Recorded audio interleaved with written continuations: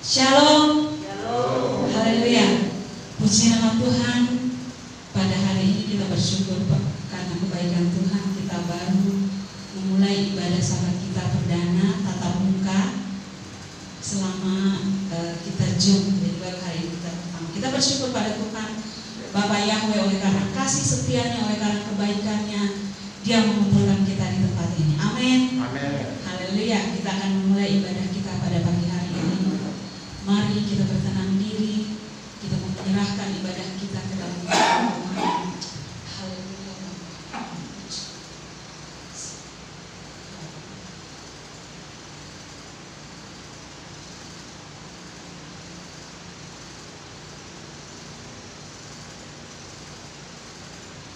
Kita angkat pujian. Bapa, Engkau sungguh baik, kasih-Mu melimpah di hidupku. Haleluya.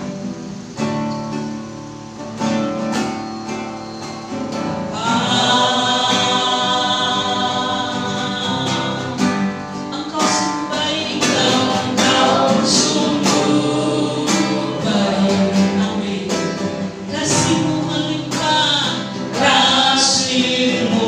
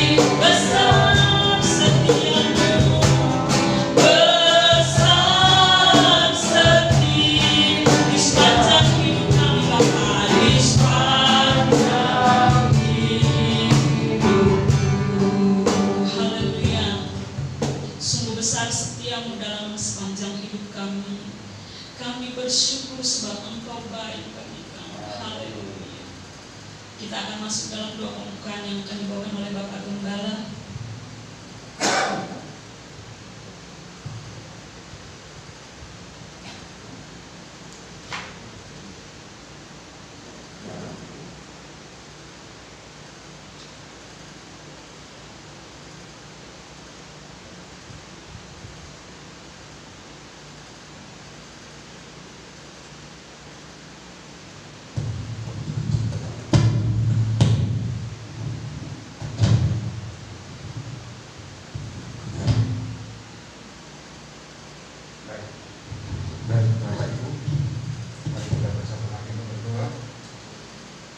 Bapak Surgawi, Elohim Yahweh yang kami sembah di dalam nama Tuhan kami Yesus Masih ada ibu dan cukup Bapak di hadapan Tuhan pada saat ini Bapak.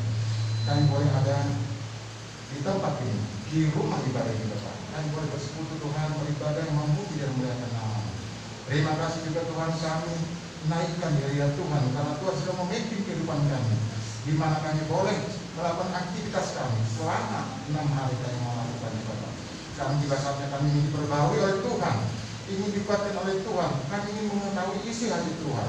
Terima kasih Bapak, kami bersyukur untuk kali pertama kami boleh konsep di tempat ini Bapak. Itu semua karena kemurahan Tuhan. Bapak yang baik, kami serahkan ibadah ini dalam tangan Tuhan. Pimpin ibadah kami Bapak, kuasai hati dan pikiran kami serahkan ibadah ini dari awal pertengahan sampai pada akhirnya. Tuhan, kalau ada kuasa-kuasa kegelapan yang mencoba merampas nanti jalannya firman dan juga pelaksanaan ibadah kami, di dalam nama Tuhan Yesus Masih kami patahkan, kami tolak kuasanya. Dan Tuhan kita sendiri bertaka di atas hati dan pikiran kami, terlebih di tempat ini Bapak, sehingga kami boleh nyaman mengikuti ibadah ini. Dan ketika kami pulang tidak sama dengan ketika kami datang. Kami dikuatkan, dihibur oleh Tuhan, diberi sukacita, damai sejahtera yang berikut daripada-Mu. Terima kasih Bapak, berkati kami semua yang ada di tempat ini, berkati worship leader, pemusik yang ambil bagian dan semua yang mendengar. Apapun Bapak yang kami lakukan di tempat ini ya, biar Bapak sendiri Tuhan yang memimpinnya Bapak. Kami serahkan di dalam tangan Tuhan. Hanya di dalam nama-Mu Tuhan kami yang hidup orang Nazaret itu, kami sudah berdoa seraya bersyukur. Haleluya. Amin.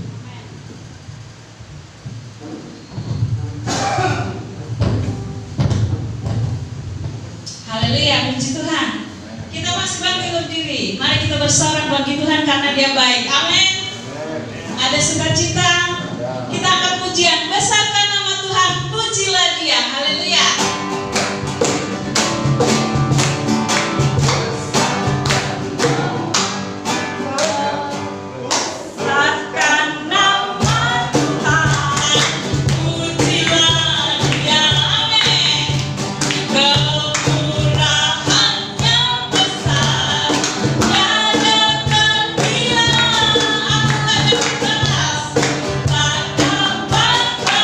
Betapa besar kasih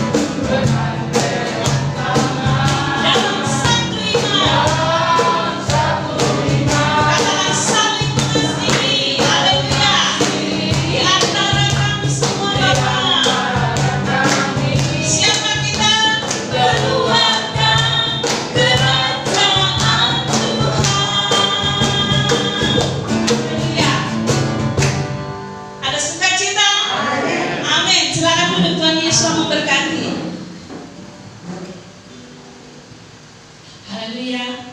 Kita akan masuk dalam pembacaan kitab suci. Pembacaan kitab suci terambil dari Mazmur 32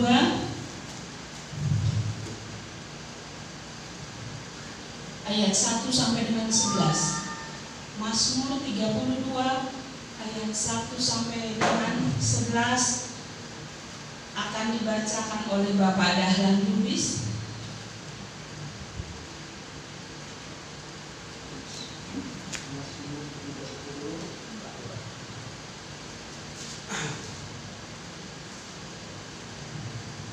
Kebahagiaan orang yang diampuni dosanya. Dari Daud, nyanyian pengajaran. Berbahagialah orang yang diampuni pelanggarannya, yang dosanya ditutupi. Berbahagialah manusia yang kesalahannya tidak diperhitungkan Yahweh, dan yang tidak berjiwa penipu.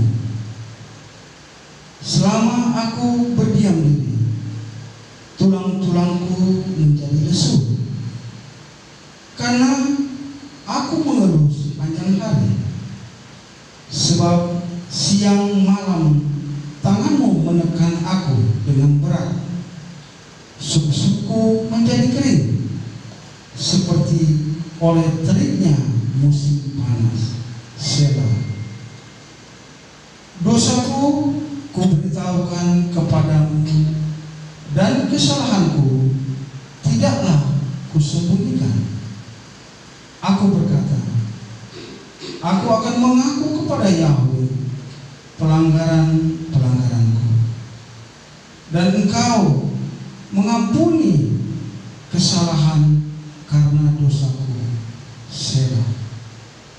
Sebab itu hendaklah setiap orang saleh berdoa kepadamu selagi engkau dapat ditemui.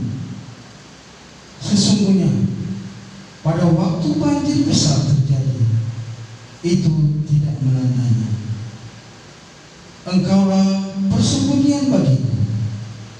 Terhadap kesesakan Engkau menjaga aku. Engkau mengelilingi aku sehingga aku luput dan bersuara. Selah. Aku hendak mengajar dan menunjukkan kepadamu jalan yang harus kau tempuh. Aku hendak memberi nasihat, mataku tertuju kepadamu. Janganlah seperti kuda atau bagal yang tidak berakal, yang kegarangannya harus dikendalikan dengan tali les dan kekang. Kalau tidak, ia tidak akan mendekati engkau. Banyak kesakitan diderita orang fasik, tetapi orang yang percaya kepada Yahweh dikelilinginya dengan kasih setia. Bersukacitalah dalam Yahweh dan bersorak-soraklah, hai orang-orang benar. Bersorak-soraklah, hai orang-orang jujur. Amin.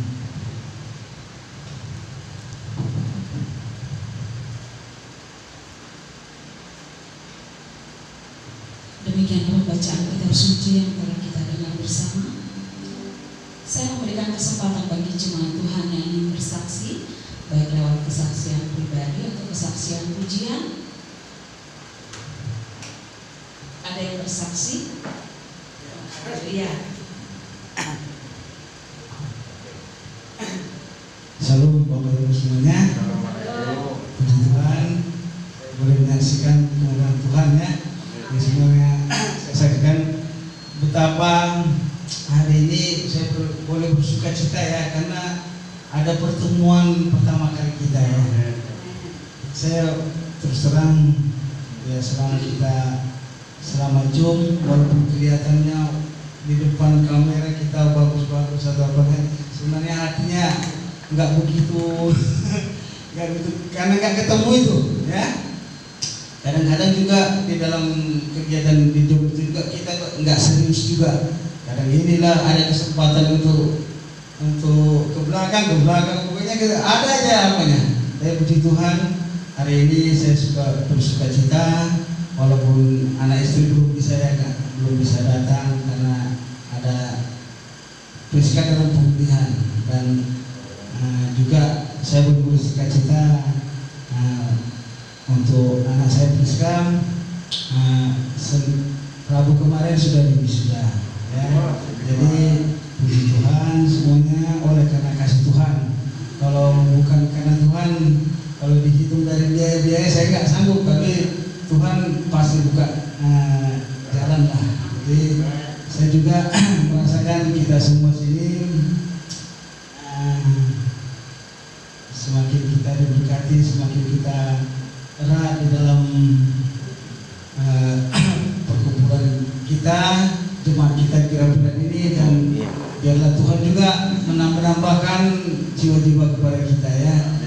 Kalau kita lihat, kadang-kadang saya pribadi membanding-bandingkan juga kan, sering saya lihat di GPM YouTube Pak Yakub Sulistyo, banyak banget dan bagus-bagus kan.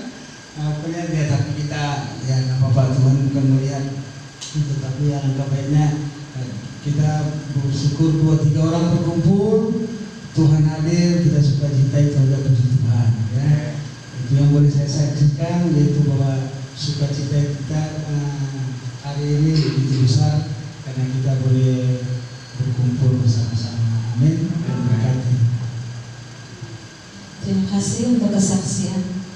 Ada lagi yang mau bersaksi? Baik, kalau tidak ada yang bersaksi, kita akan siapkan hati kita untuk mendengarkan firman Tuhan.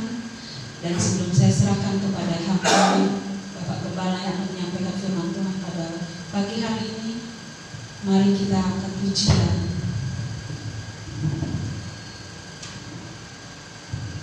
Yesus aku rindu, Yesus aku siap, penuhi aku dengan roh-Mu.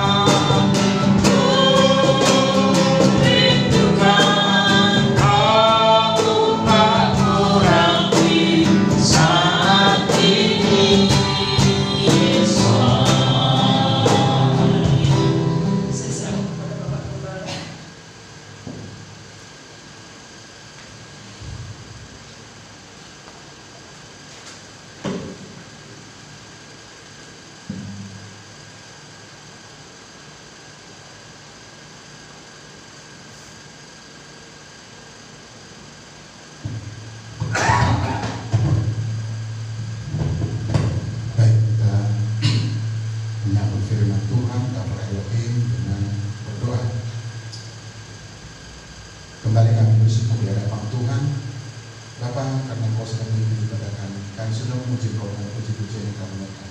Kami percaya puji-pujian yang kami naikkan diri kita yang harum di hadapan Tuhan. Bapa yang baik, sampai kami mendengarkan sabda-Mu, firman-Mu, kabar-Mu Bapa, yang menguatkan kami, yang menghibur kami, yang memberikan kami Bapa pengalaman-pengalaman yang baru. Bapa, hamba-Mu yang tidak tahu apa di hadapan Tuhan. Tuhan, dalam Kau sendiri berbicara kepada kami pribadi, pribadi. Kau sendiri Bapa menyampaikan isi hati-Mu, supaya kami semua dapat diberkati, supaya kami semua memperoleh Tuhan kekuatan yang sama, memperoleh kemuliaan yang sama daripada Tuhan.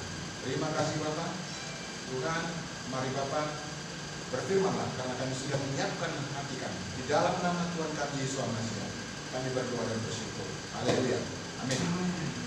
Sahabat Shalom, Bapak Ibu. Saya grogi juga nih pertama kali. Jadi apa namanya? Jadi pemimpin ibadah, kira-kira begitu. Kalau dalam bahasa kerennya dikatakan apa? Gembala sidang. Sebenarnya ini suatu apa namanya ya? Suatu tugas yang berat buat saya. Kenapa menjadi tugas yang berat? Karena memang jujur aja, saya belum siap untuk jadi gembala tempat ini. Kalau dia mengatakan begini, itu kan urusan Tuhan, betul, itu urusan Tuhan.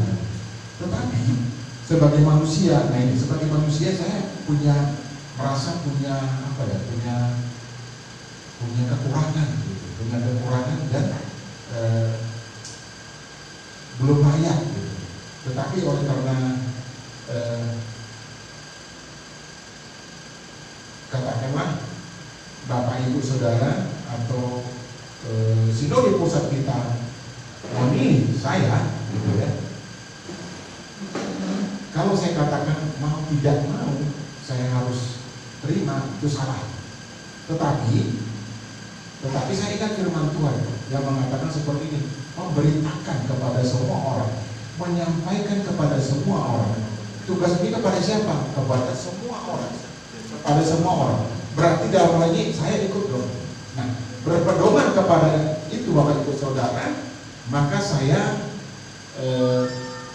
berani menerima tanggung jawab ini. Meskipun nanti dalam perjalanan yang ada apa itu riak-riak atau apa, katakan seperti itu, saya tetap menyandarkan harap saya kepada Tuhan. Dan saya juga mohon dukungan daripada Bapak Ibu, ya. Karena apa? Karena memang tugas ini amat berat, ya. Tugas yang berat. Nah, barangkali yang mengatakan seperti ini, itu kan biasa, gitu. Orang yang sudah sudah punya pengalaman menjadi guru atau pengajar atau dosen, itu hal yang biasa. Tetapi saya katakan begini, kalau sebagai guru, sebagai dosen, kita punya dalam tanda petik gitu ya, Bapak Ibu ya, kita punya kuasa untuk memberikan nilai kepada orang lain. Nah, kalau dalam posisi seperti ini, sebagai pengajar, sebagai pengkhotbah, Bapak Ibu yang menilai saya, terlebih Tuhan yang menilai saya, itu bahaya. Dia mengatakan seperti ini, oh itu kan pedang bermata dua.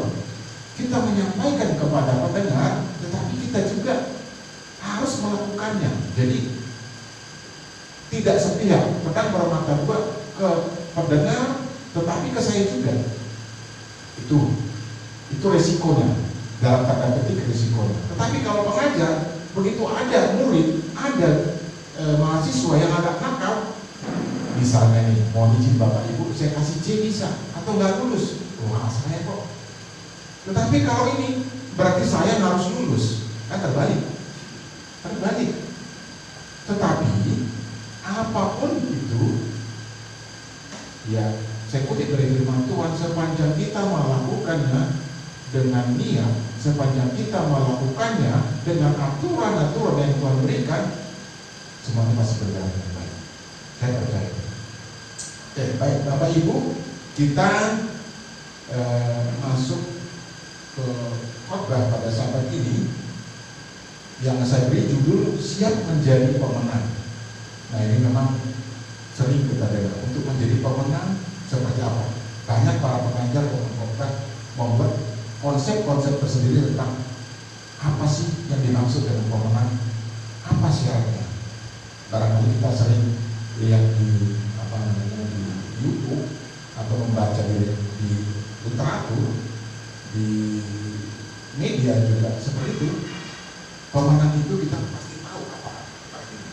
Tetapi pemenang yang saya maksud kita tentu harus kembali kepada Dafar Elohim, firman Tuhan. Nah, Bapak Ibu, kita ambil dari kitab Amsal pasalnya yang ke-21, ayatnya yang ke-31.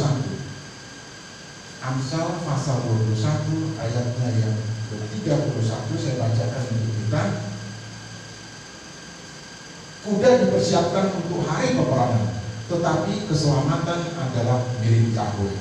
Nah, ini versi yang kita pakai dari ILT 3. Tetapi kalau versi yang lain terbitan LAI itu bunyinya digunakan untuk apa? Untuk menjadi pemenang, gitu ya. Tetapi kurang lebih esensinya, arti daripada nats ini sama. Apakah yang terbitan ILT 3 yang kita pakai atau terbitan LAI? Nah, Bapak Ibu mungkin pernah mendengar ya, juara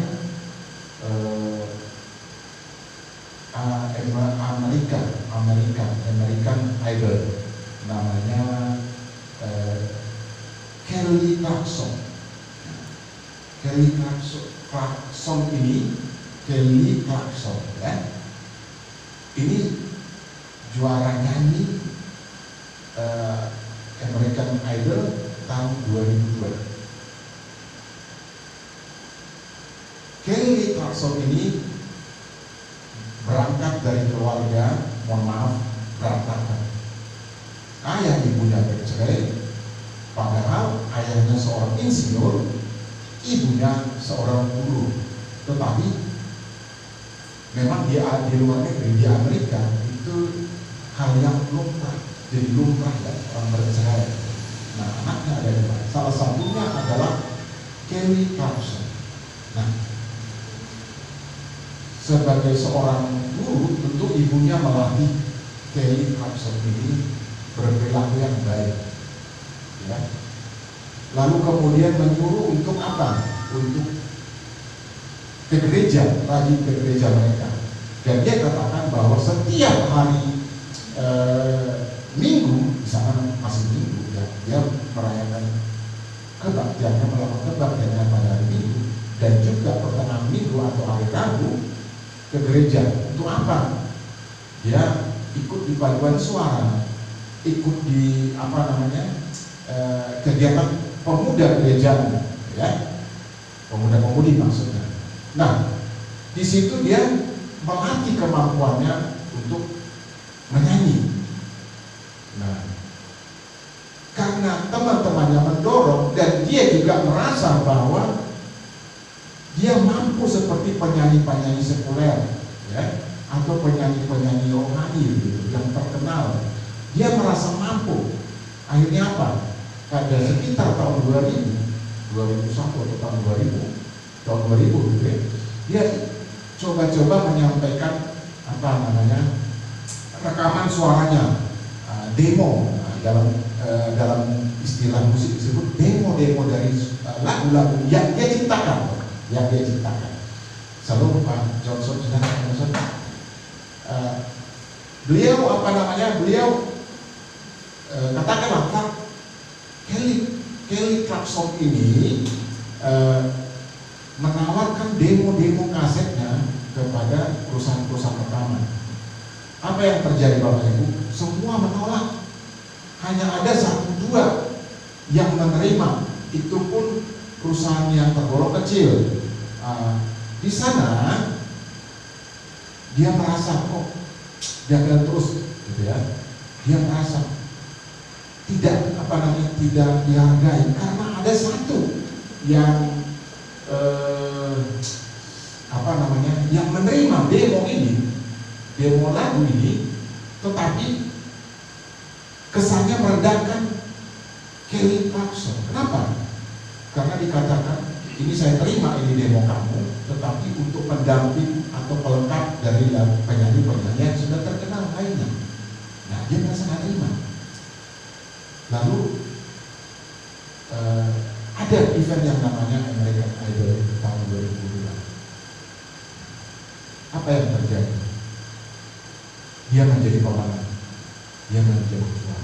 Nah, untuk sampai kepada pemenang, mari kita telisik dulu apa sih kekurangannya, apa sih yang membuat dia tidak bisa atau apa namanya tidak diterima oleh perusahaan-perusahaan rekaman besar. Pertama, kalau kita lihat dari fisiknya, posturnya, Kelly Clarkson itu agak gendut, maaf ya. Artinya bobotnya lebih. Sedangkan yang kita lihat, yang orang-orang lihat umumnya penyanyi-penyanyi, apalagi perempuan, pertama-tama itu pasti langsing, ya. Pertama-tama begitu. Yang kedua, pasti juga mukanya, saya tidak mengatakan cantik atau jelek, tetapi bisa menjual lah, tidak? Ya, bisa menjual. Menjual artinya apa, Pak? Nah, menjual artinya kita tertarik dengan mukanya. Kan ada kan gitu ya, penyanyi-penyanyi tidak begitu cantik, tetapi kita tertarik gitu melihat wajahnya. Ada kan seperti itu? Oke. Nah, Kelly Clarkson ini juga seperti itu. Jadi dua hal dia sudah kalah. Ya, wajahnya nggak begitu cantik kalau dibandingkan dengan siapa misalnya penyanyi cantik. Oh, siapa ya? Saya kalau tadi bilang penyanyi cantik gitu kira-kira. Ya nggak apa-apa lah Indonesia atau luar negeri. Siapa? Siapa? Raisa. Oh iya, Raisa. Terima kasih. Nah, di situ kelihatan ada dua format. Tetapi yang membuat kita tertarik dengan perjuangannya apa dia katakan? Ketika sebelum masuk ke American Idol 2002, sebelum juara, sesaat sebelum juara apa dia bilang? Setelah ya sesaat arti katakanlah ketika masuk dalam proses, tapi dia tetap menawarkan apa demo-demonya kepada perusahaan-perusahaan rekaman. Apa dia katakan? Saya catat nih, dikatakan seperti ini. Suatu saat saya percaya pasti akan lebih baik daripada sekarang. Suatu saat akan lebih baik dari sekarang. Itulah pelajaran yang kita dapat. Apa maksudnya Bapak Ibu? Maksudnya adalah jangan hiraukan keberadaan fisikmu, tetapi utamakan apa yang ada di kepalamu. Apa yang ada di kepala kita? Di kepala kita tadi dia katakan, suatu saat saya percaya pasti akan lebih baik dari hari ini. Loh, kok gitu? Nah iya, karena dia merasa suaranya bagus dan memang bagus Bapak Ibu. Yang kedua, ini lagi mundur ke belakang sedikit. Dia seorang yang berasal dari keluarga yang berantakan.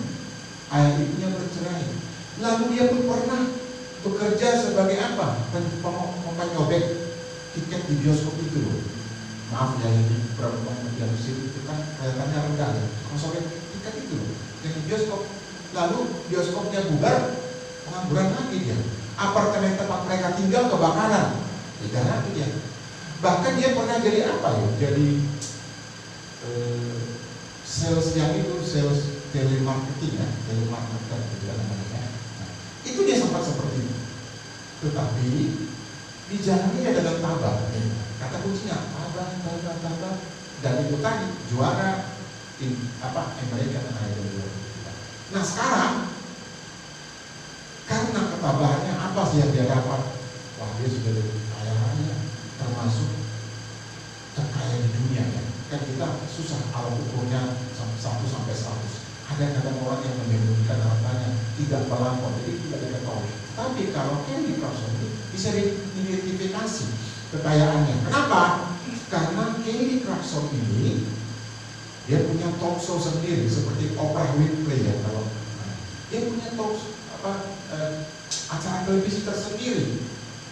Nah, dia juga kemudian punya perusahaan-perusahaan di bidang keartisan. Memang itu jamak ya. Kalau artis pasti juga akan memotivasi artis dan bergerak di bidang keartisan.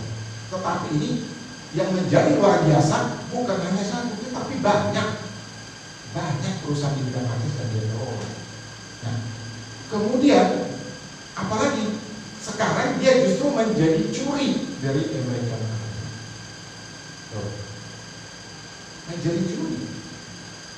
Kenapa bisa jadi curi? Tentu bukan karena suaranya bagus, bukan hanya suaranya bagus, tetapi juga adalah dia punya apa?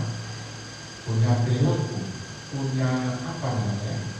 Punya attitude, ya. Attitude apa sih? Dia punya kedisiplinan yang tinggi, sopan santun dan seterusnya. Dia punya seperti itu. Oleh karena itu dia terpilih menjadi juri juga sekarang ini. Dia menjadi juri. Yang lain belum, tapi dia menjadi juri. Nah itu. Nah, Bapak Ibu berangkat dari situ kita membahas mengenai kenapa orang jadi pemenang. Kenapa bisa jadi pemenang? Tadi jawabnya sementara adalah karena dia tidak melihat apa kekurangan dirinya, tetapi percaya kepada kekuatan pikirannya, ya. Percaya kepada apa yang dipikirkan itu pasti terjadi dan memang terjadi. Nah, ada teori psikolog ya, teori dari psikolog yang berkata seperti ini. Kalau kamu mau jadi pemenang, kamu harus punya sikap pemenang. Jadi ternyata bukan hanya kitab suci kita, buku-buku sekuler para ahli juga menulis bahwa harus punya sikap pemenang. Nah, Zimmerman itu seorang ahli psikologi ya, mengatakan seperti ini. Seorang yang bisa menjadi pemenang harus menguasai apa? Harus menguasai dirinya, harus mengelola dirinya. Disebut juga ini self regulation, atau harus bisa memotivasi dirinya, memanajemen dirinya supaya apa? Supaya bisa bersaing dengan orang lain. Nah, Zimmerman ini mengatakan seperti ini. Pikiran kita, perasaan kita, maksudnya juga rencana kita harus diwujudkan. Jadi bukan hanya di pikiran, harus diwujudkan. Itu pun timbal balik. Timbal balik maksudnya apa? Kita lihat lingkungan kita, mendukung saya supaya bisa menjadi terkenal. Lalu yang sebaliknya, kita harus siap beradaptasi untuk menghadapi persoalan-persoalan, masalah-masalah di hadapan kita. Nah, tadi Kelly Clarkson itu sudah membuktikannya. Gak peduli dengan posturnya, gak peduli dengan latar belakang keluarga yang berantakan. Dia hanya fokus kepada apa yang ingin dia mau. Kalau orang lain mau, saya juga bisa. Kalau orang lain bisa, saya juga mau. Kembali-balik kan. Kalau orang lain bisa, saya juga bisa. Kalau orang lain mau, saya juga mau kan gitu. Tetapi itu yang disebut dengan timbal balik. Orang lain mau, saya bisa. Orang lain bisa, saya mau. Itu Zimmerman. Nanti Bapak Ibu boleh lihat di literatur di internet juga banyak. Nah, kebetulan kami belajar di psikologi konseling. Nah, Zimmerman ini mengatakan ada tiga hal yang membuat orang itu sukses, mampu beradaptasi dan akhirnya menjadi pemenang. Yang pertama disebut teori metakognitif. Apa sih metakognitif? Nah, itu tadi mengandalkan kekuatan pikiran. Kita harus memikirkan supaya apa? Supaya kita berhasil. Itu loh Zimmerman yang mengatakan. Yang kedua, dia katakan harus ada motivasi. Nah, dan ini yang umum dibahas oleh orang-orang. Motivasi. Tanpa motivasi percuma kita berpikir. Jadi pikiran kita harus didukung oleh motivasi. Lalu kemudian apa? Lalu kemudian perilaku. Nah, itu tadi yang saya katakan itu perilakunya. Jadi tiga itu, metakognitif pikiran kita. Lalu yang kedua, kita harus punya motivasi. Yang ketiga, kita harus punya apa? Perilaku yang baik. Itulah yang dikatakan oleh psikolog ya. Ini Ini terkenal sekali Jim Rohn ini. Dia katakan juga bahwa kalau kita tidak mengeksekusi pikiran kita, tidak melaksanakan apa yang kita pikirkan, nggak ada gunanya. Nggak ada gunanya kita berbuat apapun yang kita lakukan. Apakah kita mau seperti Kelly Clarkson, apakah kita mau seperti seperti siapa itu yang juara lari itu yang berasal dari rakyat kebanyakan atau katakan miskin.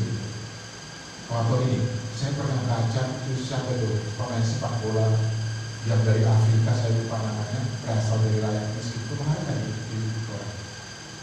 Nah, apa?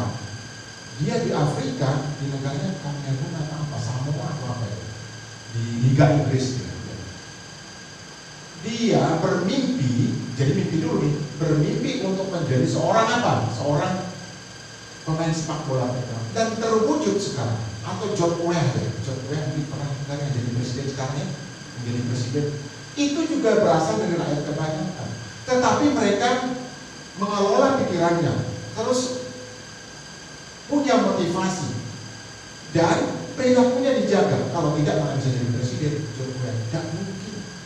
Mungkin orang pilih pemilihan seperti kita langsung. Kalau tidak punya attitude yang baik, tidak punya perilaku yang baik, nggak mungkin seorang dipilih dari pemimpin. Nggak mungkin, mustahil. Menurut teori ini juga seperti itu. Harus ada perilaku yang baik. Nah, itulah Bapak Ibu. Kenapa saya ambil ilustrasi seperti ini? Karena ini memotivasi kita semua, bukan hanya Bapak Ibu. Tetapi saya juga, bukan hanya kita yang kuat, tetapi seperti Maria, adik saya juga. Kenapa? Kalau mungkin kita lihat, saya terlambat Pak. Kalau di mana saya terlambat Pak. Saya sudah tua nih, sudah 50 atau 60. Jangan dulu bicara seperti itu. Pemilik Kentucky, Kolonel Sanders ya, kalau salah ya, Bapak Ibu ya, usia berapa? 70-an kan baru berhasil. Sempat menikmati sekitar berapa tahun, baru menikmati. Tapi sekarang mana-mana ada Kentucky. Ini bukan promosi, gak ada netannya kan, kita nggak usah berprasangka, ya. Sampai di Arab juga ada Kentucky, negara yang begitu tertutup, ya. Di semua negara. Ini dimulai pada usia 70 tahun, setelah dia gagal sebelum jadi tentara, juga tentara gagal. Mohon maaf, saya katakan seperti itu karena dia mengatakan keluarga juga gagal, sempat jadi pengantar surat, tetapi kemudian berhasil. Sampai kita tidak tahu atau tidak pernah makan di situ berada. Pasti semua kita pasti di KFC ya, pasti. Pemiliknya siapa? Pendirinya siapa? Ownernya siapa? Ya itu tadi di usia 70. Jadi inti daripada khotbah ini sebenarnya memotivasi kita, baik kepada yang muda juga kepada yang tua. Jadi jangan merasa, saya juga termasuk, jangan merasa, oh saya udah gagal. Nah, ini bukan sombong Bapak Ibu. Kalau dilihat dari ini sebenarnya saya nggak pantas sekolah untuk ambil ministry. Karena ternyata yang kita dapat yaitu itu juga dari firman Tuhan juga, gembala-gembala senior yang menjadi dosen, yang menjadi mentor saya. Ya, saya sebut namanya Dr. Adi Hakim. Siapa itu? Royan Yutasoid. Siapa lagi itu ya? Yang menjadi dosen saya. Ada namanya Timothy Roy Kartiko, gereja apa di Magelang, saya lupa namanya. Itu gembala-gembala senior. Itu apa namanya? Sudah berpengalaman menjadi pengkhotbah, menjadi pengajar, menjadi penginjil. Tetapi apa yang saya lihat dari itu? Motivasinya dia sampai tua, sampai umur 70 tahun sekian tetap melayani. Nah itu dia, mulai dari usia muda. Itu yang saya lihat, maka saya belajar dari mereka. Bukan mau sok-sokan cari gelar supaya banyak gelar, enggak Bapak Ibu. Tetapi saya punya pengalaman Bapak Ibu. Suatu ketika saya ikut di seminar. Apa yang terjadi? Ini untuk hamba-hamba Tuhan katanya. Nah, padahal saya waktu itu masih GMD ya, belum full seperti sekarang. Saya merasa hamba-hamba Tuhan saya bantuan enggak? Lalu mereka semua menaruh gelarnya, STH dan seterusnya. Malah dokter. Saya nggak tulis nama. Nggak boleh Pak, itu hamba Tuhan, saya juga hamba Tuhan. Nggak Pak, harus tulis. Nah, mohon maaf, lagi-lagi mohon dikoreksi kalau saya salah. Salah nggak kalau saya tulis gelar saya semua di situ? Kan nggak salah. Lalu saya tulis gelar saya. Oh, kebanyakan ini Pak katanya. Kebanyakan. Kenapa?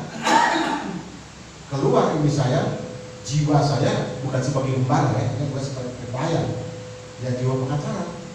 Loh, kamu tadi nyuruh sedih, jadi kamu nyuruh. Loh, ini kebanyakan. Nah, berangkat dari situ akhirnya, oh berarti perlu ini S3 teologi ini atau ministry, ya kan?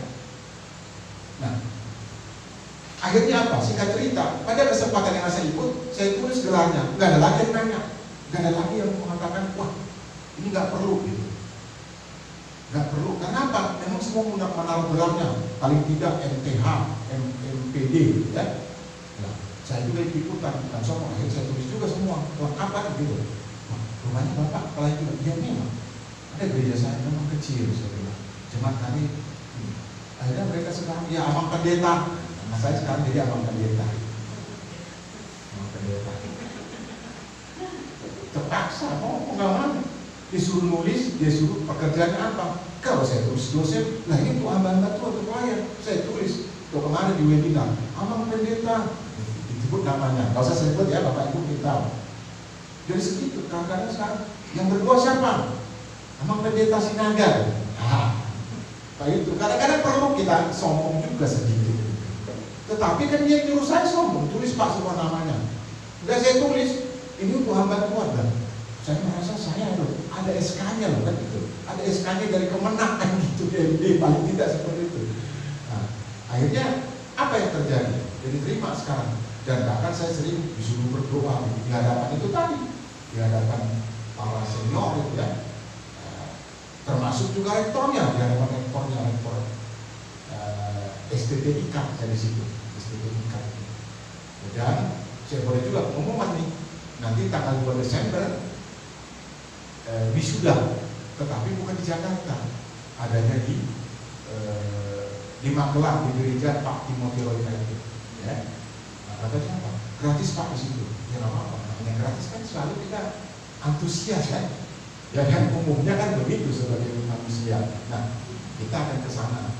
Tapi saya pikir karena ini, ya saya pikir kita terlalu jauh ya di Magelang tanggal 2 Desember.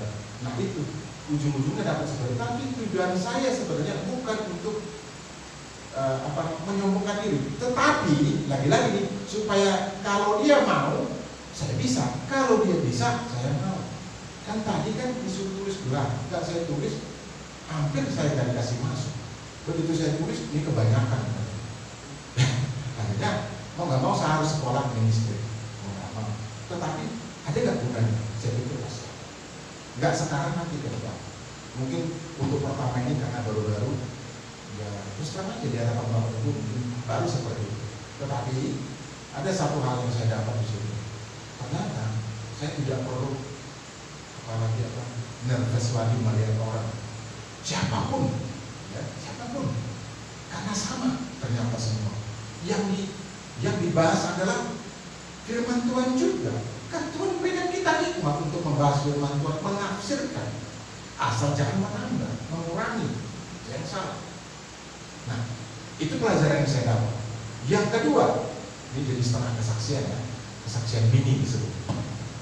Saya saya jadi berpikir, rupanya untuk menjadi lembaga sidang itu butuh pengorbanan. Pengorbanan apa? Banyak sekali, ya. Kalau dalam profesi saya juga harus di luar pelayanan, saya harus lebih menjaga diri, harus mengalami. Itu yang saya dapat. Nah, itu kaitannya dengan apa, Pak? Itu kaitannya dengan attitude yang tadi, perilaku kita. Mau nggak mau harus ngerem. Kalau dulu mungkin saya masih mau melakukan hal-hal yang bertentangan dengan hukum gitu ya. Tapi sekarang saya sangat-sangat menjaga. Karena mau nggak mau, saya sudah diberikan kesempatan bicara di hadapan orang lain. Tadi saya katakan Pak Boyan di Pak Hukum dan lain sebagainya, termasuk rektornya Pak Jimmy Lumita, itu kan gembala-gembala senior, punya gereja yang besar, ya. Apalagi Pak Pak Royanim Tasui, kita tahu kan, kita kenal pelayanannya di Domus kan, yang pernah kebakaran dibakar gitu ya, dan pelayanannya juga sebagai dosen teologi dan juga dokter. Oh sudah direktur, puji Tuhan. Karena ya saya kenal sama sebagai dosen ya, sebelumnya enggak. Juga dia juga pemimpin partai kan. Nah ini yang saya sesalkan. Bagaimana bisa ketua partai seorang pelayan hamba Tuhan? Pasti pikirnya bercabang karena partai itu urusannya politik. Kalau politik bagaimana semua orang kalah? Kan begitu, kan bertentangan. Kalau hanya sebagai anggota, nggak apa saya pikir. Tetapi kalau sudah menjadi politikus, masuk kata-kata politikus seperti Pak Royan di ketua partai, saya pikir nggak inilah, nggak cocok, nggak pas. Saya mengkritik walaupun beliau dosen saya. Kenapa? Udah keluar ya? Tetapi jangan salah. Beliau masih kalau nggak salah ketua dewan pembina, itu pengakuan beliau ya. Coba lihat, partainya pecah berapa sekarang? Pecah 4, malah teman saya kuliah sekarang pimpinan partai yang pecahan dari dia. Ada juga seorang pengacara, pecahan dari dia juga. Partainya apa? PDRIS, PD, banyak sekali pecahan dari PDS itu. Paling tidak 4, itu kebetulan teman sekelas saya juga pelayanan. Nah, apa artinya? Terbukti kan seorang hamba Tuhan, apakah dia evangelis atau pendeta atau sebutan-sebutan yang lain, paspor atau referen itu apa namanya, penatua gitu. Kalau berpolitik dipastikan tidak akan lama. Kenapa? Ya politik itu beda dengan pelayanan. Mempolitiki orang lain itu berarti bisa menyusahkan orang lain. Tetapi kalau kita bicara sebagai pengajar, sebagai pengkhotbah, supaya orang tidak berpolitik, kan sebaliknya. Karena tadi politik adalah bagaimana meraih impian, mengalahkan orang lain. Nah, kalau kita berbicara pengkhotbah, pengajar, bukan bagaimana mengalahkan orang lain, bagaimana memenangkan orang lain. Beda kan? Dua hal yang kontradiktif. Menjadi politikus dan menjadi apa? Pembicara, pengkhotbah, pengajar. Nah, oke, kembali lagi ke tema kita ini. Jadi untuk menjadi pemenang berdasarkan pengalaman Kelly Clarkson, ternyata ada apa? Melalui prosesnya tadi ditolak oleh perusahaan rekaman. Dianggap sepele, kamu ini hanya bisa pendamping penyanyi anu. Ya, kamu bisa bikin album tapi kompilasi kan kita tahu ya, hanya sebagai doa. Lalu kemudian juga ini harus dengan kerja keras, jujuran keringat, dilecehkan orang lain. Kemudian apa lagi? Kita juga menderita secara fisik, juga secara jiwa. Kenapa menderita fisik? Kan kita harus misalnya pergi ke sana kemari, lalu kemudian kita bisa mengalami satu hal ya. Kalau kita berjalan kaki misalnya bisa aja kita disenggol oleh kendaraan orang lain, apa? Itu sebagai contoh kecil. Nah, kalau jiwa dengan penolakan apakah kasar atau halus, itu kita berarti menderita. Nah, lalu yang keempat adalah bahwa kita harus siap berkompetisi. Tetapi semuanya dibangun dari rasa perasaan saya bisa. Harus saya bisa. Jangan merasa bisa ya, tapi harus bisa. Bisa merasa lawannya, bisa merasa bisa, kan gitu. Nah, kita harus merasa bisa. Lupa terbalik dong. harus bisa merasa, bukan merasa bisa. Nah, kalau kita tidak merasa bisa, tidak punya mimpi, nggak jadi seperti Kelly Clarkson. Atau seperti ini, mungkin kita tahu juga nih Pak Pendeta Ade Manuhutu, kan berangkat dari situ juga, penyanyi di gereja, ya, terlepas dari orang tuanya adalah juga penatua atau pendeta, tetapi dia berangkat dari situ. Kemudian siapa kita yang tidak mengenal Ade Manuhutu, pendeta terkenal, ya? Siapa? Lagu-lagunya juga baik ketika di sekuler, semua banyak orang suka. Demikian juga ketika sudah menjadi hamba Tuhan, banyak orang suka. Nah itu, Bapak Ibu. Nah itu contoh-contoh. Dan banyak lagi yang lain di dunia sekuler. Tapi saya hanya berikan contoh orang-orang yang hidup dalam Tuhan. Artinya orang-orang percaya. Nah, Kelly Clarkson seperti itu. Bapak Ade Manuhutu juga seperti itu. Dan banyak yang lain. Nah, apa sih identifikasinya? Kita bisa mengidentifikasi pemenang menurut Amsal tadi, kan? Amsal 21 ayat 31. Yang pertama, orang yang sabar. Yang kedua, orang yang cakap. Orang cakap ini bukan hanya soal keterampilan, tetapi cakap itu termasuk juga jiwanya. Lagi-lagi itu attitude-nya. Cakap itu tidak selalu mengacu kepada penampilan fisiknya, wajahnya, tetapi juga cakap secara rohani, cakap secara jiwa. Lalu kemudian apalagi? Nah ini jadi teori manajemen juga. Bisa membaca peluang, bisa membaca peluang. Kalau kita perhatikan ada disebut manajemen SWOT, ya kan? Kekuatan, strongnya, ya kan? Weaknessnya, kelemahannya. Lalu opportunity-nya. Nah peluang ini kita harus bisa baca. Kelly Clarkson membaca peluang itu tadi. Kalau orang lain bisa, saya bisa. Pun juga saya pikir seperti itu juga. Misalnya kalau pendeta itu juga seperti itu.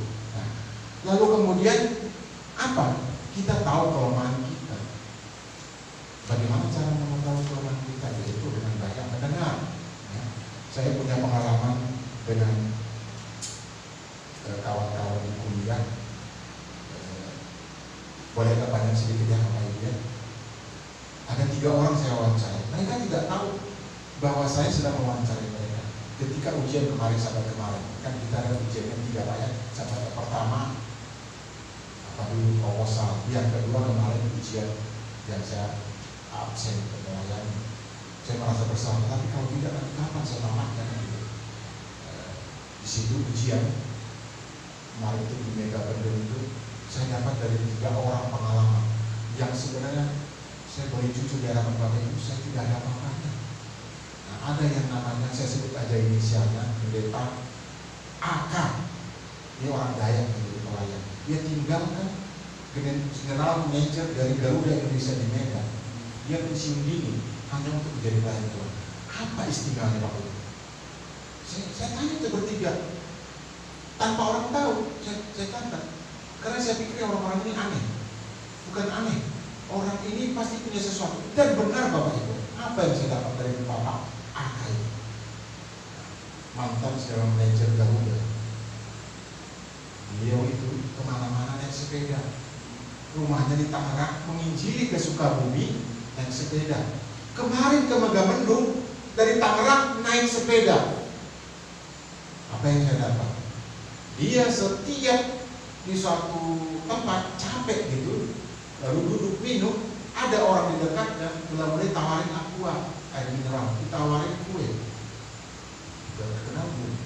Dia kan pakai nama Tuhan Yesus ya, boleh ya? Belum. Lalu kemudian mau nggak saya ceritakan ke Yesus? Dia ceritakan. Dan lama-lama alamat Bapak di mana? Aku mau pakai sepeda, kok pendeta naik sepeda? Gak perlu, nanti saya temukan orang mau telepon. Nah, singkat cerita, sudah ratusan menurut pengakuan beliau yang dari maaf ya yang dari sebelah jadi pengikut Tuhan. Dan beliau punya pelayanan di Sumba, punya pelayanan di Sumba. Kemana? Kenapa naik sepeda? Itu pertanyaan lagi. Kok jauh sekali Pak dari Sukabumi ke Tangerang, dari Tangerang ke Megamendung, ke Bogor dan seterusnya naik sepeda? Ternyata dia punya penyakit jantung. Dokter katakan bahwa kami umurnya ya 1 tahun 2 tahun lah kalau tadi. Lalu dia berpikir ada hikmah kata dia. Dia sebelum pelayanan ini, apa? Saya harus naik sepeda. Dan puji Tuhan, itu kan kejadian 10 tahun yang lalu. Sekarang dia sehat walafiat dan bahkan pelayanannya sudah sampai di Sumba. Kalau tadi dengan pengalaman saya, tidak ada apa-apa. Cuma dengan jujuran dari saya. Tapi alhasil apa? Dia berhasil membina masyarakat di suatu desa yang namanya apa gitu. Sumba itu menjadi orang-orang yang kenal Tuhan. Orang-orang yang bahkan jadi melayani, bahkan menjadi pelayan tamat dari sekolah teologi ya. Itu Bapak Akal. Yang kedua, ada ibu, ini orang Batak nih, guru panjaitan saya bisa sebut namanya L depannya. Ini juga penyakitnya menurut pengakuan beliau ada 10. Mulai dari penyakit jantung, kolesterol, sampai asam urat ada. Tetapi kemarin dia cerita, mengaku bahwa dia sudah sembuh. Dia tinggal di Ambarawa, dari Aumahan. Suaminya beliau adalah orang Jawa dari situ, tadi di Jakarta. Tapi akhirnya karena berobat ke Ungaran itu, dia tinggal di Ungaran bersama suami dan anak-anak. Tetapi itu sembuh sekarang. Apa? Hanya dia mengajarkan kepada Tuhan. Dia terus tidak lupa juga bersaksi di mana dia ada bersaksi. Dan aminnya dia mantan perawat di sini. Dia sengaja berhenti untuk jadi perawat di di rumah sakit terkenal di Jakarta hanya untuk berobat ke Ungaran. Dan ternyata rumah sakit di sana swasta tahu kalau dia perawat. Ini perawat juga di sini, Ibu Panjaitan ini. Dan penyakit yang menurut pengakuannya 10 semua sembuh. Buktinya kalau kami ada persekutuan 2 dari STPIK, ya beliau selalu bersaksi. Yang kedua, yang ketiga ini yang unik, orang kaya. Dia melayani di GBI Citra Lem. Kali kan dia namanya Pak T dan Ibu suami istri. Kalau Pak T ini tadinya dari Buddha. Kalau ibu istrinya, Ibu Abuat namanya, itu kan nama samaran juga. Itu beliau dari Katolik. Kok muncul juga terus ke Katolik dan akhirnya sekarang jadi pelayan di GBI. Di Citralen atau Citra Kasih ya, perumahan itu.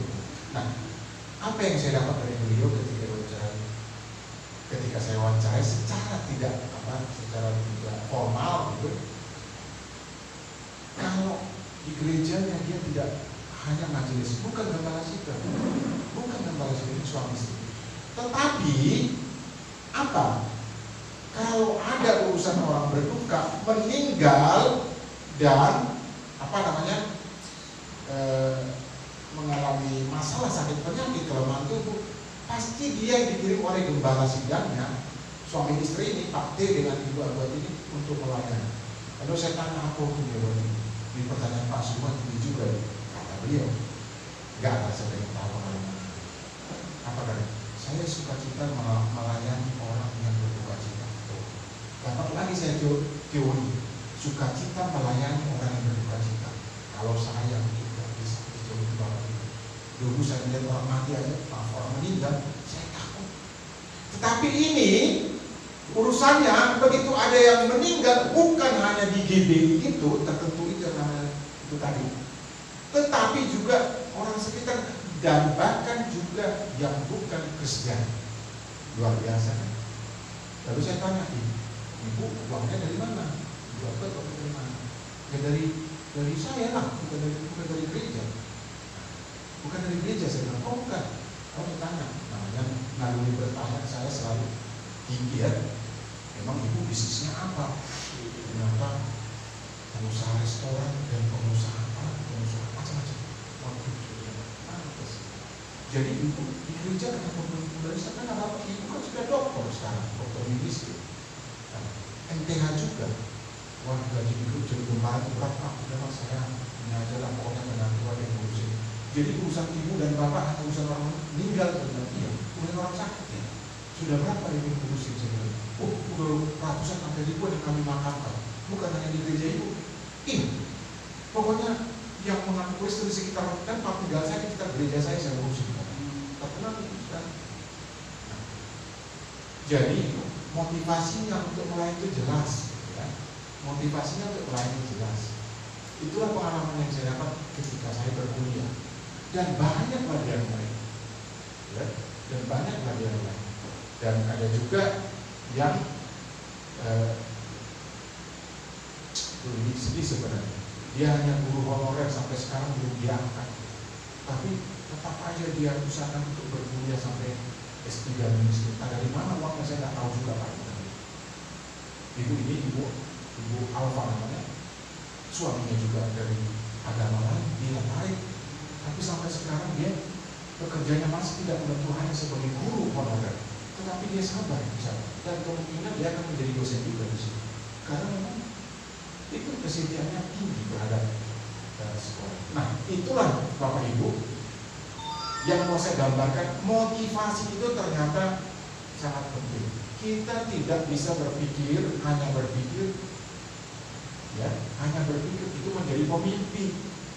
Tetapi mimpi itu kemudian harus diwujudkan supaya kita menjadi seperti apa yang kita mimpikan. Jadi tidak bisa hanya bermimpi. Kata lain apa? Dengan kata lain, ya kalau kita hanya berpikir, cukup hanya dipikir. Kalau kita tidak punya motivasi, apalagi mengeksekusinya, melakukannya, nggak ada gunanya. Jadi pemimpin di sebuah. Nah itu. Lalu apa sih syarat pemenang? Nah, sesuai dengan kitab suci. Yang pertama ada di kitab Amsal pasal 18 ayatnya 14. Amsal pasal 18 ayatnya 14, apa dikatakan di sana?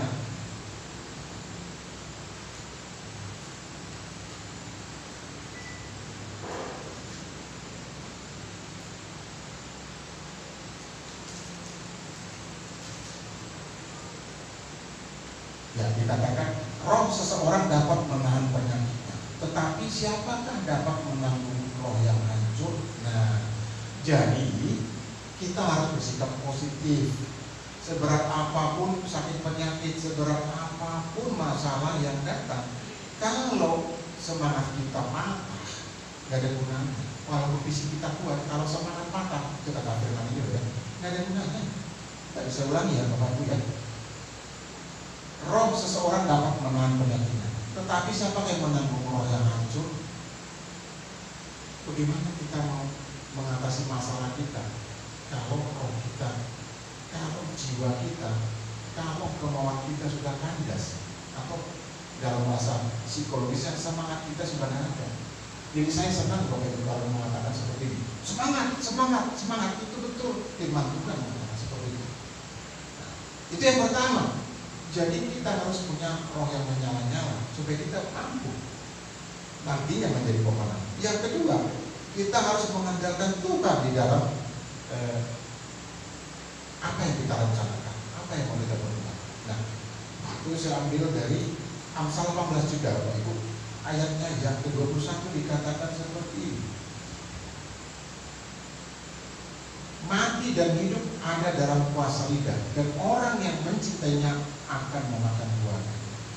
Jadi orang yang punya cita-cita untuk maju itu harus berucap kata-kata yang positif. Mati dan hidup dikuasai lidah. Kalau kita tidak berpikir, tidak berkata-kata positif, hampir dipastikan mati. Nah, balik lagi ke Kelly Clarkson. Itu juga orangnya selalu berkata-kata manis. Artinya dengan kata-kata yang manis orang lain juga terhibur, bukan malah sebaliknya. Nah itu. Nah kemudian apalagi kita juga berkata-kata positif. Kalau tadi kan dari perjanjian lama, dari perjanjian baru, Filipi 4 ayat yang ke-8, Filipi pasal 4 ayat ke-8 dikatakan seperti ini yang baik.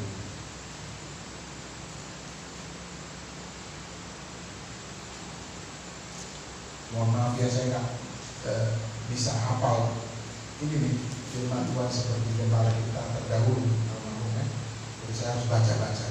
dulu cari-cari dulu, mau bersabar Bapak Ibu. Jadi kalau kepada kita yang dulu hafal luar kepala, saya masih dalam kepala. Dikatakan di sini kitab pasal Filipi pasal 4 ayat yang ke-8 bunyinya seperti ini. Selebihnya, hai saudara-saudara, apa saja yang benar, apa saja yang mulia, apa saja yang adil, apa saja yang suci, apa saja yang menyenangkan hati, dan apa saja yang patut dipuji, sekiranya ada suatu kebajikan dan sekiranya ada suatu pujian, pikirkanlah hal. Jadi pikiran kita, kalau kita tidak memikirkan hal positif, percuma, tidak mungkin kita jadi pemenang. Tadi saya katakan sudah dibuktikan oleh beberapa orang ya, yang kita jadikan ilustrasi, sudah dibuktikan. Jadi kita harus mengatakan apa? Saya terjemahkan dari kitab ini. Kita harus mengatakan, aku bisa. Apalagi, aku sehat. Apalagi, aku harus jadi berkat. Nah, itu dari sini kan. Dan, gereja ini harus jadi berkat.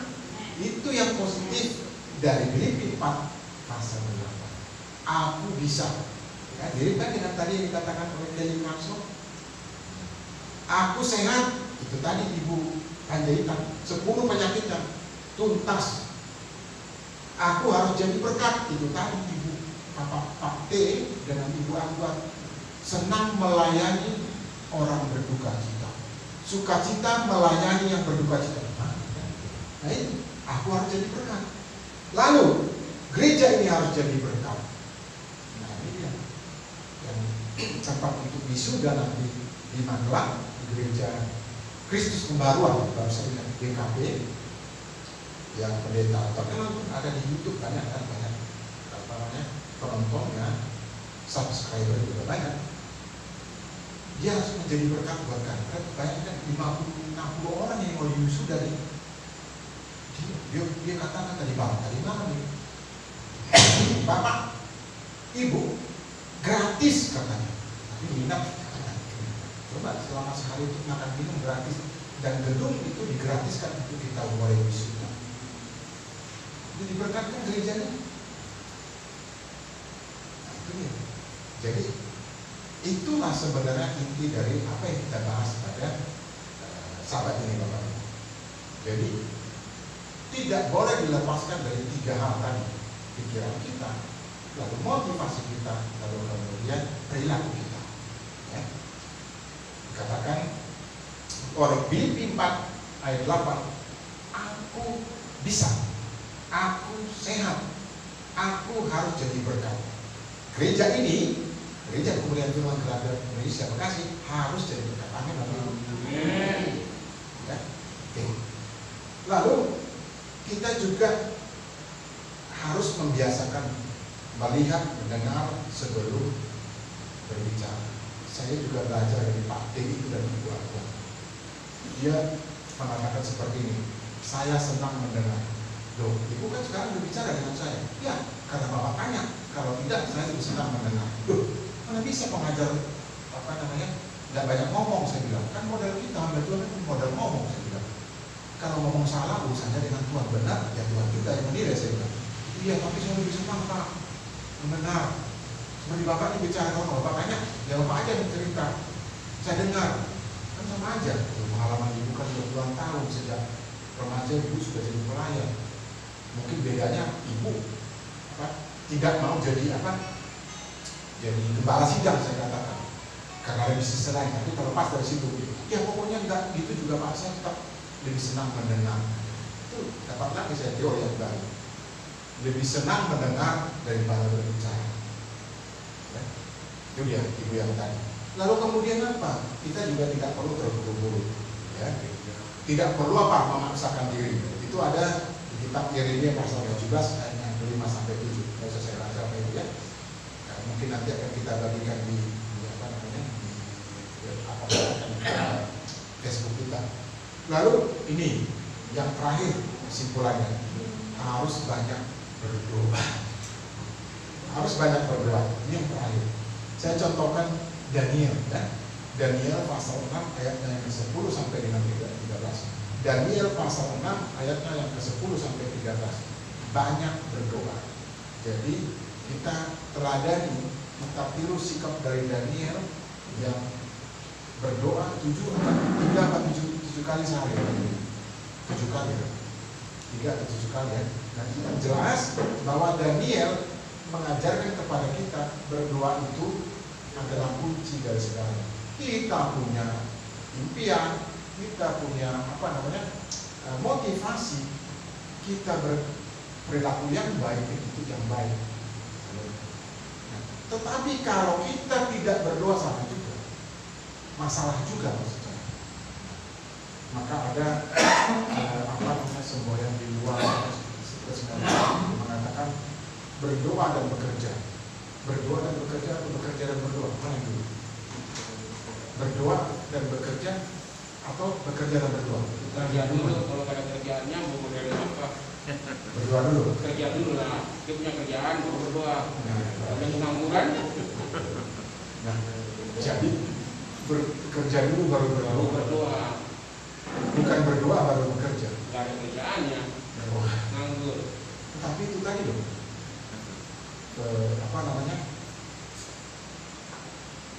Kelly Clarkson itu kan berdoa dulu sebelum berangkat ke melamarkan demonya, sebelum ikut American Idol kan berdoa dulu. Kerja dulu Pak, dia dengar ada informasi idol. Begitu. Kerja dulu. Nanti kita bawa kesimpulan masing-masing. Tetapi saya lebih cenderung berdoa dulu baru bekerja, kan begitu. Apa? Contohnya tadi kan saya katakan Daniel kan berdoa. Loh Pak, kan kamu kerjanya hamba Tuhan, harus berdoa itu memang pekerjaan. Iya, dalam konteks ini berdoa dulu harus bekerja. Mulailah segala sesuatu dengan berdoa, kan begitu. Nah, itu dari Daniel ya, Pak ya. Bapak Ibu, dari Daniel pasal 6 ayatnya yang ke-10 sampai yang ke-3. Nah, ada contoh-contoh lain di kitab suci. Kita juga tahu Daud kan. Daud itu seorang yang mengandalkan Tuhan dalam hidup. Ya. Dari penyelidikan teolog-teolog mengatakan bahwa Daud ini orang yang orang yang aneh juga karena berbicara dengan dirinya sendiri. Ya kan, kalau kita baca Mazmur kan berbicara dengan dirinya sendiri. Itu artinya apa? Memotivasi diri sendiri. Kan Daud begitu kan? Hai jiwaku, kan begitu. Ngomong sama siapa dia? Emang ada orang lain? Kan nggak ada. Takutlah akan Tuhan. Ngomong sama siapa? Sama dirinya. Berarti motivasi dirinya. Itu tadi yang kedua dari Jennerson. Itu di mana? Boleh kita baca di Mazmur pasal 4 ayat yang ke-7 sampai ke-8. Jadi berdoa dulu Pak, ya. Enggak masing-masing Pak, kejarlah kasih karunia itu. Artinya kita bekerja dulu karena kita mengejar, kejarlah kasih karunia itu. Baru setelah kita dapat kasih karunia dari Tuhan, karena Dia yang mengasihi kita dulu, baru kita bisa berdoa. Kalau Dia tidak mengasihi kita, tidak ada kejarlah kasih itu, kita nggak bisa berdoa Pak. Oh, baik. Tidak apa-apa. Kita diberikan Tuhan hikmat untuk menafsirkan, bahkan dalam tanda petik untuk berbantah-bantahan, ya kan? Kenapa? Rasul Petrus saja dengan Rasul Paulus pernah berbeda pendapat kan? Tetapi semuanya sama tujuannya, untuk memuliakan Tuhan, untuk pelayanan kan? Kan itu tokoh-tokoh kita yang ada di kitab suci. Berbantah-bantahan juga, dan tanda petik tujuannya untuk pelayanan. Jadi kalau Pak Johnson mengatakan bekerja dulu, ya apa juga, ya kan? Oke, baik. Yang kedua, harus memahami orang lain. Ini susah nih sebenarnya dari Daud ini, memahami orang lain. Daud itu memahami orang lain. Akan ada pertanyaan, kenapa kok Daud gak jadi memiliki bait suci? Nanti akan saya tulis juga di dengan singkat dan persoalan. Kenapa gak jadi membangun bait suci? Berlumuran darah. Nah, tangannya berlumuran darah.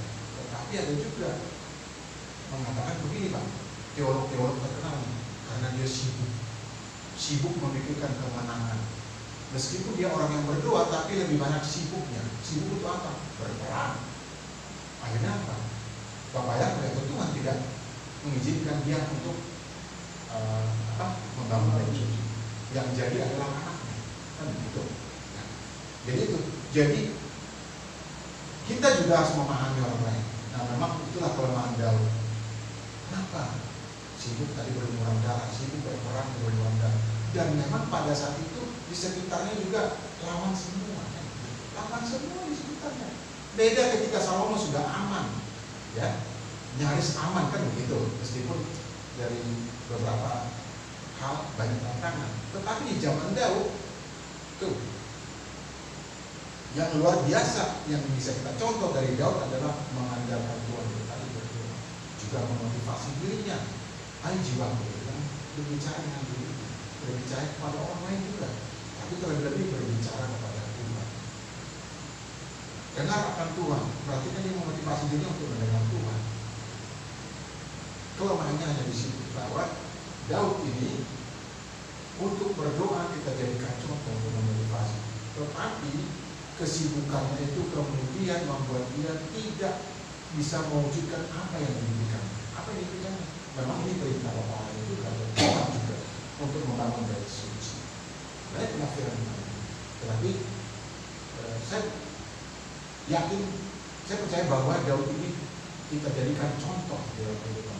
Berpikir, tetapi kemudian lebih banyak sibuknya daripada mewujudkan pikirannya. Jadi perilakunya terkena juga di perilakunya. Kalau menurut Cipraman tadi 1-2 dipenuhi, berpikir, memotivasi diri, memotivasi orang lain, dan yang ketiga perilakunya, karena dia sibuk berperang, makanya tidak berhasil.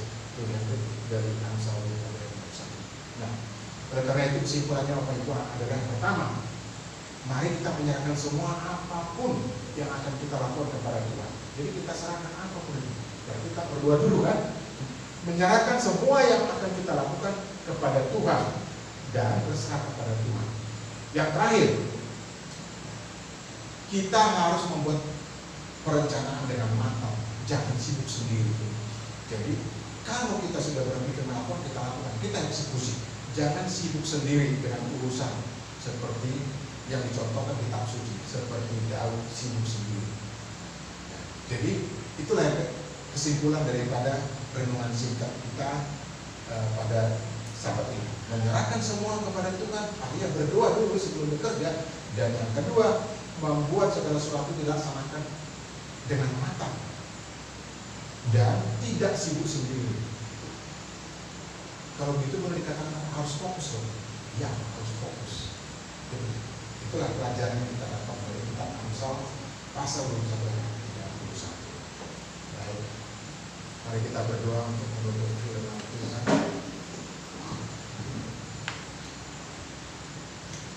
Kembali kami bersyukur di hadapan Tuhan firman yang sudah kami dengar, untuk pengajaran yang sudah Tuhan sampaikan kepada kami, sehingga kami semua diberkati dengan firman Tuhan.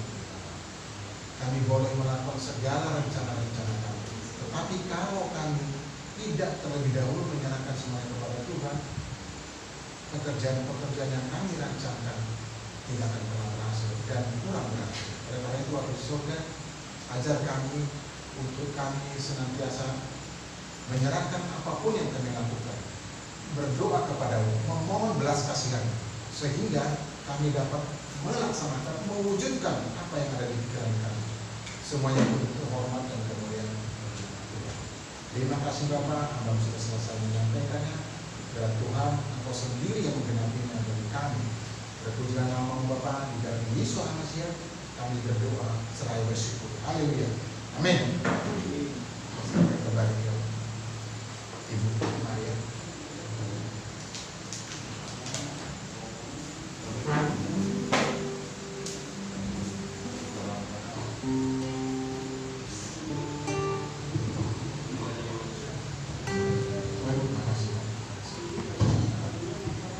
Terima kasih kepada Bapak Allah yang sudah mengirimkan firman Tuhan pada siang hari ini.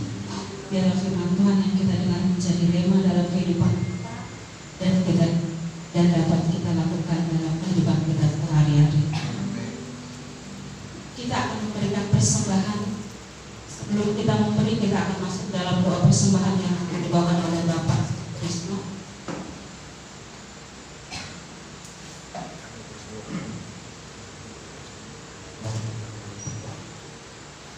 Terpujilah nama Tuhan Bapa Yahweh, disembah Tuhan Yesus Tuhan Asia. Yang mempersatukan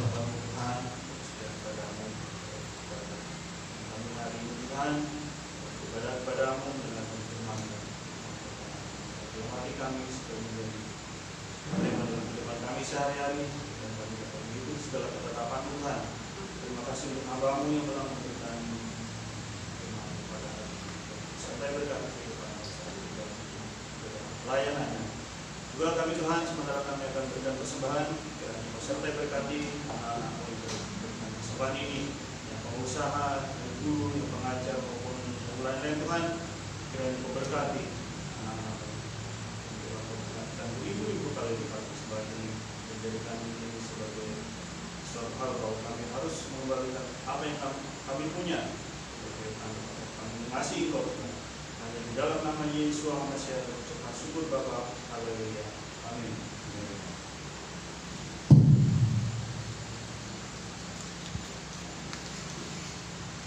Persembahan dijalankan. Ibu Lasma yang akan membawakan persembahan. Kita angkat pujian. Apa yang kau alami kini?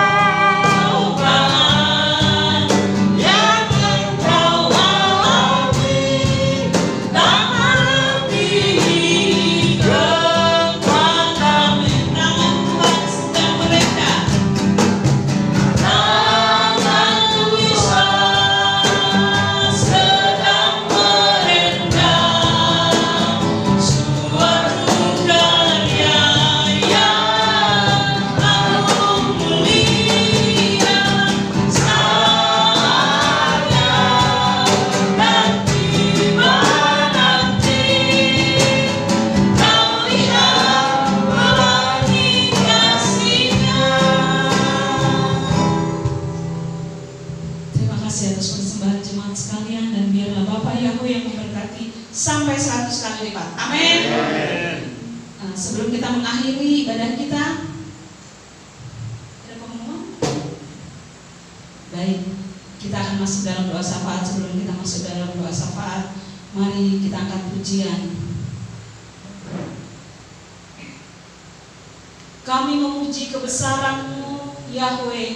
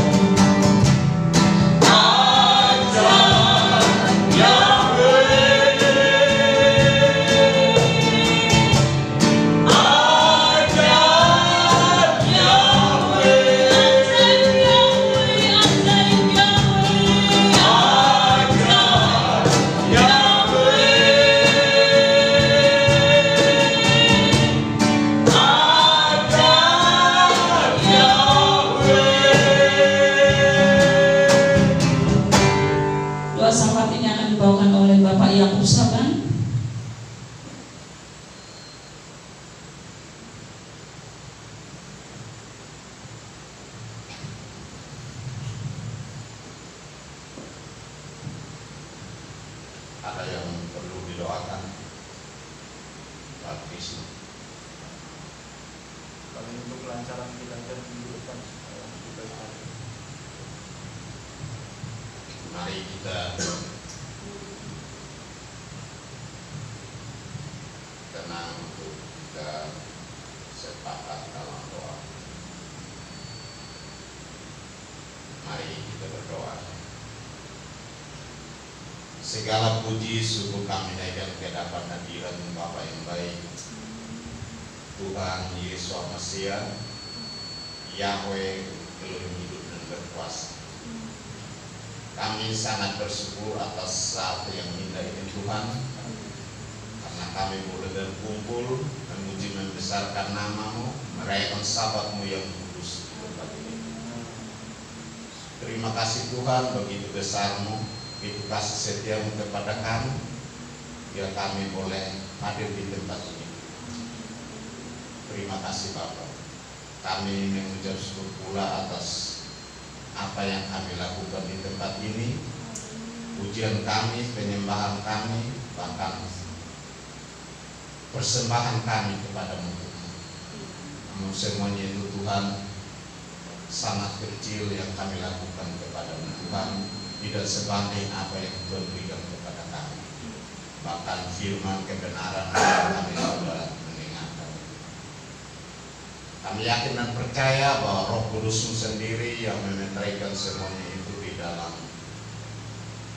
kehidupan kami, di dalam pikiran kami, bahkan jiwa roh kami, ya kami berjalan sesuai kehendak dan firman. Bahkan motivasi atau motivator yang kami sudah dengar di dalam khotbah tadi, agar kami selalu punya niat hati ataupun tujuan hidup, ya Tuhan kami boleh berhasil dan beruntung di dalam hidup. Hamba-Mu yang sudah selesai menyampaikan Tuhan, pakai hamba-Mu lebih luar biasa lagi. Bahkan jadikan hamba-Mu menjadi suratan-Mu yang terbuka di dunia Tuhan. Ya dimanapun hamba berada Tuhan, boleh menjadi berkat, garam dan terang Tuhan. Ya Tuhan, banyak jiwa dimenangkan kepada Tuhan. Itulah kerinduan kami. Terima kasih Bapa, kami yang hadir saat ini Tuhan. Tuhan tahu pergumulan hidup kami, kerinduan kami, bahkan cita-cita, bahkan apa yang kami inginkan di dalam kehidupan kami, dalam kehidupan kami yang selesai. Tuhan, kami sebagai bapak-bapak Tuhan, kita tahu apa yang kami harus lakukan di dalam kehidupan rumah tangga kami. Pekerjaan kami menjalankan, Tuhan menyertai kami. Hingga apapun yang kami lakukan seperti untuk Tuhan, hingga boleh menjadi berkat, garam dan terang, bahkan berkat-Mu melimpah dalam kehidupan kami. Itulah kerinduan kami. Juga Tuhan sebagai ibu-ibu atau istri, Tuhan menyertai mereka. Berikan hikmat, otoritas kepada mereka, hingga boleh mengatur rumah tangga dengan baik, membimbing anak-anak, bahkan melayani suami dengan baik Tuhan. Bahkan yang berkarya Tuhan, berkati usaha karya mereka, hingga Tuhan boleh usaha karya mereka boleh bermanfaat dan berguna buat kehidupan mereka. Terima kasih Tuhan. Kami berdoa juga buat anak-anak kami yang masih dalam pertumbuhan. Tuhan menyertai mereka, berikan pertumbuhan yang sempurna, pertumbuhan yang sehat selalu Tuhan. Ya Tuhan, di dalam kehidupan mereka Tuhan boleh mencerminkan kemuliaan di dalam kehidupan mereka. Terima kasih Bapa yang sudah bersekolah, Tuhan menyertai mereka di dalam sekolah mereka. Angkat mereka menjadi yang terutama di mana mereka bersekolah. Bahkan Tuhan tambahkan kepintaran, kepandaian kepada mereka, bahkan cukupi apa yang diperlukan, dibutuhkan, hingga apa yang mereka cita-citakan tercapai, bahkan berhasil dan beruntung. Itulah kerinduan kami. Terima kasih Bapa yang sudah bekerja, Tuhan menyertai mereka di dalam pekerjaan mereka. Ya Tuhan, apapun yang mereka lakukan seperti untuk Tuhan, ya Tuhan boleh menjadi berkat, garam dan terang, bahkan berkat-Mu melimpah dalam kehidupannya. Yang belum bekerja Tuhan, menyediakan lapangan pekerjaan untuk mereka. Jadi mereka bekerja dan Tuhan mendapat hasil yang baik yang datang daripada itu. Berpujilah namamu kekal selama-lamanya, Tuhan Yesus Mesias. Janda duda bahkan yatim piatu di tempat ini Tuhan tahu apa yang mereka perlukan butuhkan di dalam kehidupan mereka. Jawab segala pergumulan hidup mereka, bahkan cukupi apa yang mereka perlukan butuhkan di dalam kehidupan mereka. Biar sukacita mereka menjadi penuh. Itulah kerinduan kami. Terima kasih Bapak. Teman-teman kami yang tidak hadir saat ini Tuhan, yang sakit Tuhan jamah dan sembuhkan, yang lemah Tuhan kuatkan, yang susah Tuhan hibur, bahkan yang kekurangan Tuhan berikan kecukupan mereka. Terima kasih Tuhan. Walaupun dengan halangan apapun juga Tuhan, kami yakin dan percaya bahwa saat-saat yang akan datang Tuhan, kami boleh bersama di tempat ini memuji membesarkan namamu, merayakan sabatmu yang kudus. Terima kasih Bapa. Terima kasih Tuhan. Kami berdoa khusus buat gereja kami ini Tuhan, di dalam kegiatan kami yang mulai kami bertatap muka atau saya dulu. Namun Tuhan sendiri yang masuk dalam rencana ini Tuhan, hingga semuanya itu berjalan dengan baik. Bahkan Tuhan, kami boleh bebas memuji membesarkan nama-Mu di muka bumi ini. Terima kasih Tuhan. Berkati juga Tuhan pemerintahan kami, dari yang teratas sampai yang terendah. Ya, mereka boleh menyadari, bahkan mengerti bahwa kehidupan manusia adalah dari Tuhan, dan boleh mendapat hak-hak yang dari Tuhan. Bahkan Tuhan bebas beribadah kepada Tuhan yang disembah. Terima kasih Bapak. Terima kasih Tuhan yang baik. Terima kasih Tuhan. Kami yakin dan percaya bahwa apa yang kami minta kami siap menerimanya Tuhan. Maka itu Tuhan, kami meningkatkan diri kepada-Mu Tuhan dan menjadi satu roh dengan kita. Berkati juga Tuhan umat pilihan bangsa Israel. Karena kami yakin dan percaya berkat Abraham, Ishak dan Yakub turun atas kami, mulai dari sekarang sampai selama-lamanya. Haleluya. Amin. Kita akan mengakhiri ibadah kita pada siang hari ini. Sebelum kita terima kasih Tuhan, kita angkat pujian, sembah dan puji Yesus.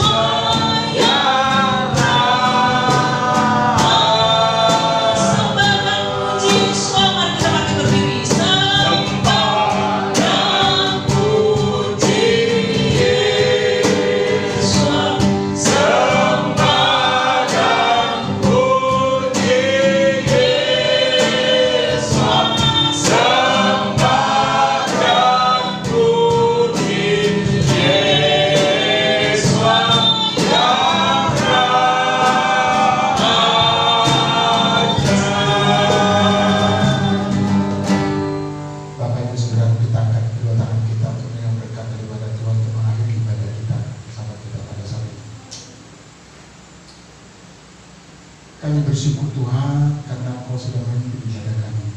Kami merasa sukacita damai sejahtera daripada Bapa. Dimulai sampai dengan tenang dan sampai pada hari kami melihat mengakhiri ibadah kami Bapa. Dalam Tuhan Apolos yang menabur, Paulus yang menabur, Apolos yang menyiram, dan Engkau sendiri menumbuhkan mereka. Sehingga kami menjadi pelaku-pelaku firman, bukan hanya mendengar semata. Terima kasih Bapa yang baik. Mari kita terima berkat dari Bapa yang disebut semua. Diberkatilah Engkau di kota, diberkatilah Engkau di ladang. Diberkatilah buah keturunan, diberkatilah hasil tanimu, ternakmu, anak-anak dombamu, anak-anak lembu. Diberkatilah bakulmu dan diberkatilah adonan. Diberkatilah Engkau pada waktu Engkau masuk dan diberkatilah Engkau pada waktu Engkau keluar. Adonai yang memberkati engkau dan melindungi engkau. Adonai yang menyinari engkau dengan wajahnya dan memberi engkau kasih karunia. Adonai yang menghadapkan wajahnya kepadamu dan memberi engkau damai sejahtera. Amin. Anugerah yang besar dari Bapa Yahweh, kasih karunia yang sempurna dari Tuhan kita Yesus Al-Masih, dan penghiburan yang sejati dari Roh Kudus menyertai kita sekalian. Sekarang, besok kekal sampai Maranatha, Dia menjemput kita. Kita yang mengimaninya, mari katakan bersama-sama, amin. Bapak terima kasih.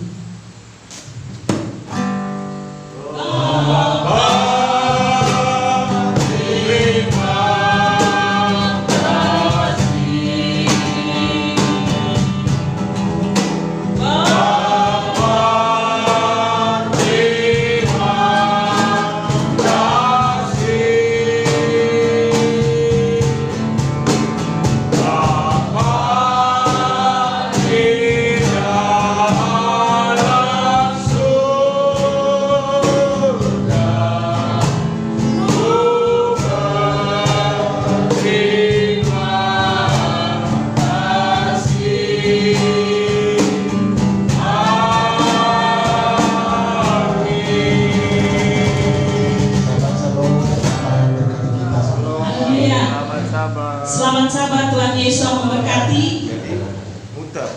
Besok jangan lupa Sabat depan ibadahnya mulai jam 9 ya.